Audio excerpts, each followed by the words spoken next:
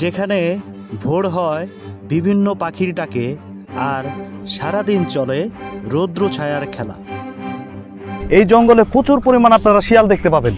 দেখুন বাঘডাসা কি ওই যে মানে বাঘের মতোই ছোট ছোট ছোট এতটুক বিড়ালের মতন।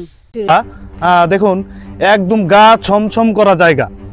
কি ভাবতেছেন আমি কি কোনো পার্কে বসে আছি? না, এটি হচ্ছে হরিরামপুর পদ্মা নদীর পার।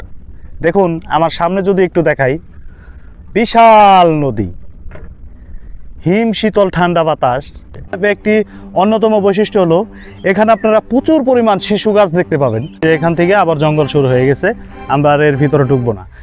বন্ধুরা, মানিকগঞ্জের হরিরামপুর উপজেলা চরকান্দি বয়রা থেকে আপনাদের শুভেচ্ছা জানাচ্ছি আমি জয়নাল আবেদিন।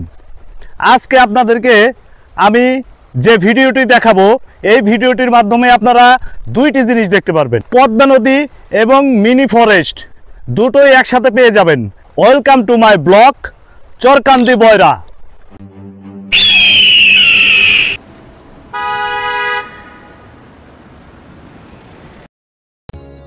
বাংলাদেশের যে কোনো প্রান্ত থেকে আপনারা মানিকগঞ্জ জেলা হয়ে চলে আসতে পারেন এই হরিরামপুর বয়রায়।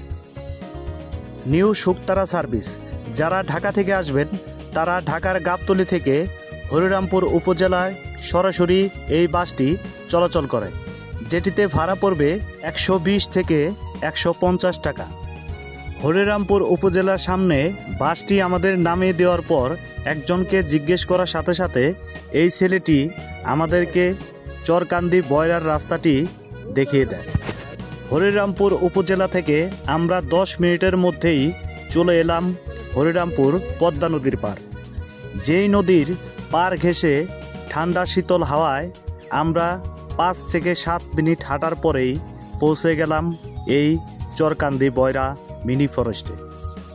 দূর থেকে মিনি ফরেস্ট দেখতেই মনটা আনন্দিত হয়ে উঠল, আর সাথে সাথে ভয় এবং রোমাঞ্চকর দুটি আমার মধ্যে পেয়ে বসল।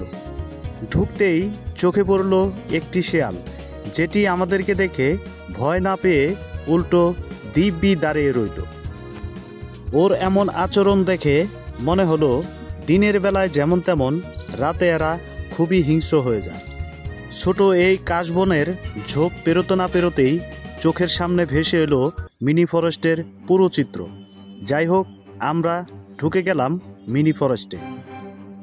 এই বন সম্পর্কে যতটুকু জানতে পেরেছি, এখানে রাসেল ভাইপার সহ বিভিন্ন ধরনের বিষাক্ত সাপ রয়েছে।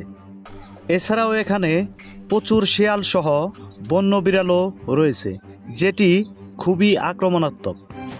এখানে ঝোপঝাড়ের পাশাপাশি বিভিন্ন ধরনের গাছ রয়েছে, যার মধ্যে সবচেয়ে বেশি চোখে পড়বে বনে সাধারণত গজারি, গেওয়া বিভিন্ন ধরনের গাছ থাকে। তো এই ফরেস্টের একটি অন্যতম বৈশিষ্ট্য হলো এখানে আপনারা প্রচুর পরিমাণ শিশু গাছ দেখতে পাবেন। খুব একটা প্রচার হয়নি এই বন সম্পর্কে, তবে যারাই শুনেছে একবার হলেও এখানে এসেছে। এই বনটি কোনো প্রাকৃতিক বন নয়, জানা যায় যে একই বংশের কয়েক ভাই এই বনটির মালিক।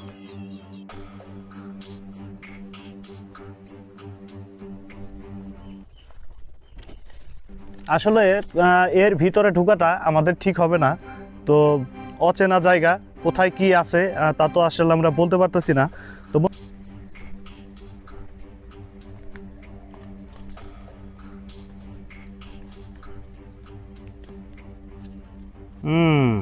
স্যাঙ্গার বাসা। আমরা মাঝে মাঝে আমরা বিভিন্ন ধরনের পাখির ডাক শুনতে পাইতেছি।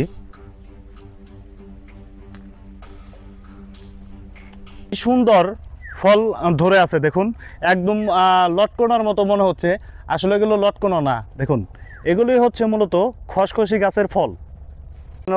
পাখির যেন মেলা বসেছে এখানে, পাখিরা যেন মিটিং করছে। দেখুন দেখুন দেখা যায় বাটি বয়রা, ওই পাশে বাটি বয়রা, আর এই পাশে হচ্ছে হলো নারায়ণকান্দি। এই বনটা কি মালিকানা কোনো বন? মালিকানা। এটার মালিক কোন জায়গার? বাড়ি এটা আমার শ্বশুরের আছে। এটা আমার শ্বশুর। বাঘটা গাবে যাবে এই ধরনের কোনো কিছু নাই, তাই বাঘ না? নাই কে এনে আছে, শিয়াল শিয়াল আছে, বাগদাস আছে। শিয়াল বাগদাসা কি?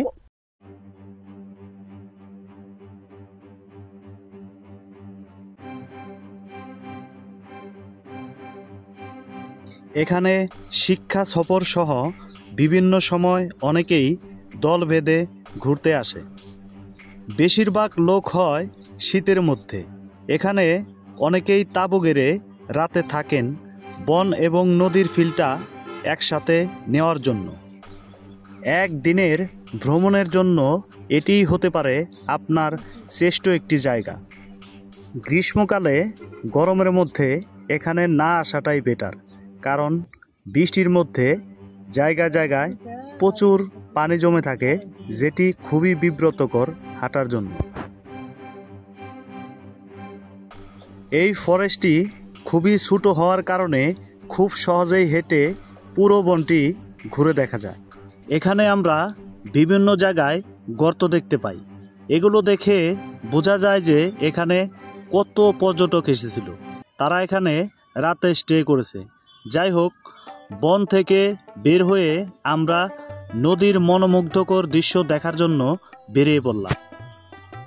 নদী যেমন বয়ে চলে আঁকাবাঁকা পথে, মানুষের পথ চলাও তেমন আঁকাবাঁকা পথে। প্রাচীনকাল থেকেই নদীকে কেন্দ্র করে গড়ে উঠত সভ্যতা। এই নদীতে জেলেদের মাছ ধরার দৃশ্য অহরহর চোখে পড়বে। এখানে বেশ কিছু জেলে পরিবার রয়েছে। ছোটবেলায় মুরব্বীদের মুখ থেকে আমরা শোলক শুনতাম, এটি হচ্ছে পানা। তো এই পানাটি সম্পর্কে যদি বলি, এই পানাটি আপনি খালে বিলে পদ্মা নদী হোক আর যেখানেই হোক, সমুদ্র যদি এই পানাটি ছাড়া হয়, পানাটি কিন্তু ডুববে না। তো মানুষের জীবনটাই হচ্ছে এরকম, আঁকড়ে ধরার মতো। যদি কোনো কিছু ধরা যায় তাহলে সেটা কখনো ছাড়বে না, এবং কি সেই মানুষটা কখনো ধ্বংস হবে না। সে অবশ্যই উপরের দিকে উঠবে, কেউ তাকে দমিয়ে রাখতে পারবে না।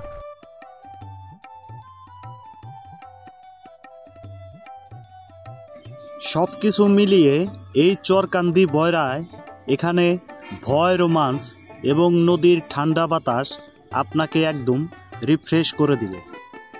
বন্ধুবান্ধব সহ যে কোনো বনভোজন এবং পরিবার নিয়ে একদিনের জন্য চলে আসতে পারেন এই চরকান্দি বয়রা, এবং পদ্মা নদীর সুশীতল ঠান্ডা বাতাসে দেহ মন সব কিছুকে একদম জুড়িয়ে নিতে।